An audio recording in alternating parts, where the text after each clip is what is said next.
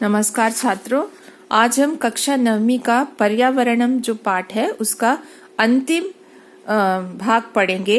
अभी तक हमने पढ़ा कि किस तरह से पर्यावरण डिस्टर्ब हो गया तो हमें क्या क्या समस्याएं झेलनी पड़ती हैं। तो अब ये बताते हैं कि क्या कहते थे हमारे प्राचीन ग्रंथ। धर्मो रक्षति रक्षितः इति आर्षवचनम।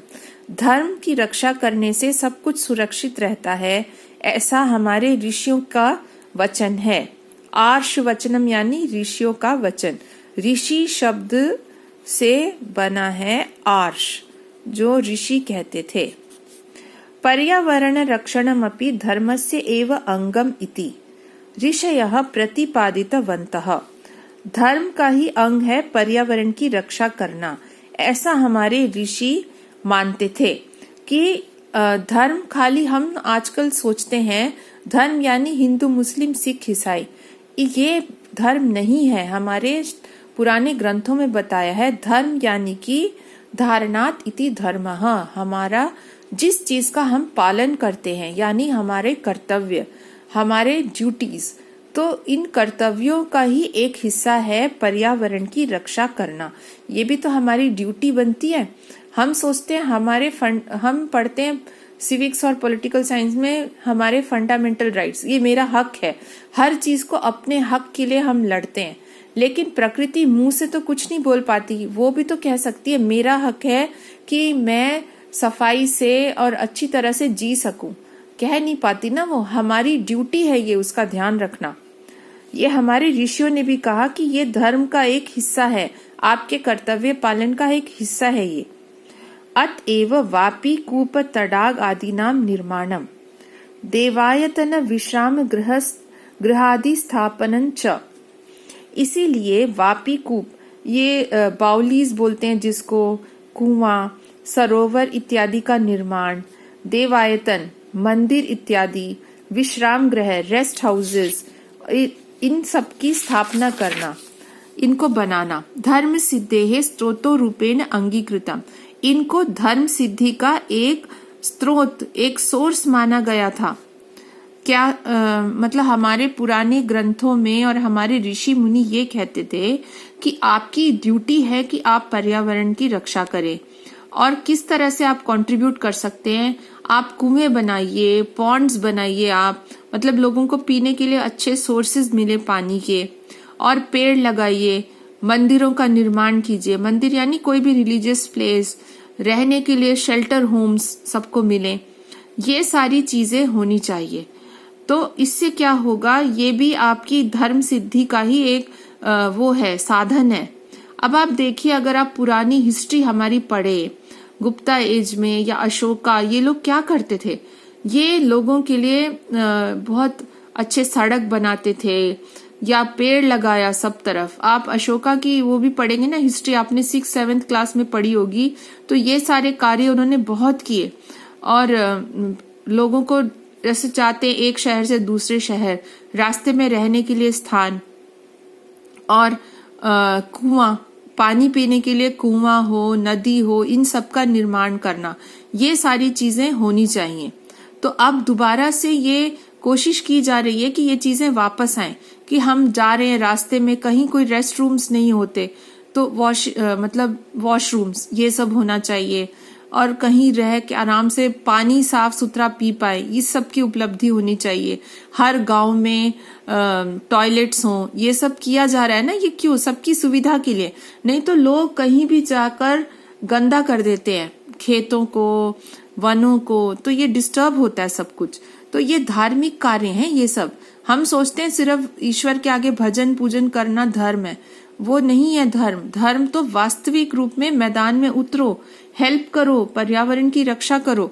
इसीलिए आप लोगों को स्कूल में भी ये environment day, world environment day हो गया, ये सब, इसमें पेड़ लगाना, ये सब सिखाते हैं। कुक्कुर, सूकर, सर्प, नकुल आदि स्थलचराः मत्स्य, कच्छप, मकर प्रभृत्याः जलचराश्च अपि रक्षणीयाः। कुत्ता, सूअर, सांप, नेवला इत्यादि जो पृथ्वी पर रहने वाले प्राणी हैं।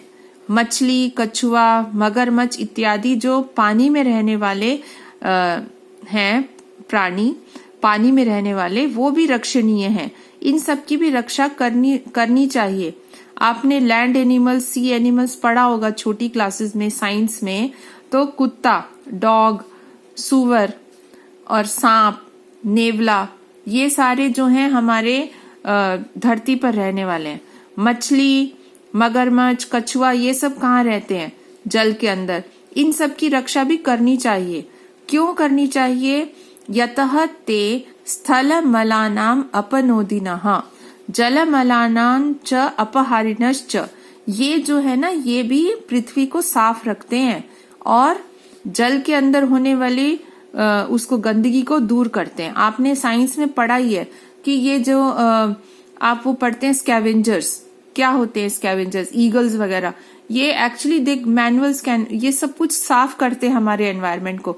अगर ये सुअर वगैरह है, ये जो खाते हैं सारा जो पड़ा हुआ है, उससे हमारा वो साफ हो जाता है।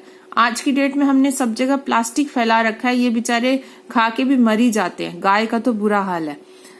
तो 8th में भी आपने एनसीईआरटी की बुक में चैप्टर पढ़ा होगा, कह रक्षति कह रक्षितः, कि कैसे पर्यावरण को लोग गंदा कर रहे हैं।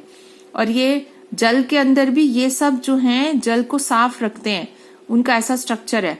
लेकिन हम जल को ही गंदा करते तो ये भी बेचारे मर जाते हैं प्राणी। इनकी रक्षा करनी चाहिए। प्रकृति रक्षा एवं लोक रक्षा संभवती। प्रकृति की रक्षा से ही संसार की रक्षा संभव है। इति अत्र न अस्ति संशयः। इस बात में कोई संदेह नहीं है। अगर हमारी प्रकृति सुरक्षित है तो हमारा ये संसार, हमारा ये जीवन भी सुरक्षित है। आज तो हमने कोरोना से ये सीख लिया है। ये हमारी सीख जिंदगी भर चलनी चाहिए।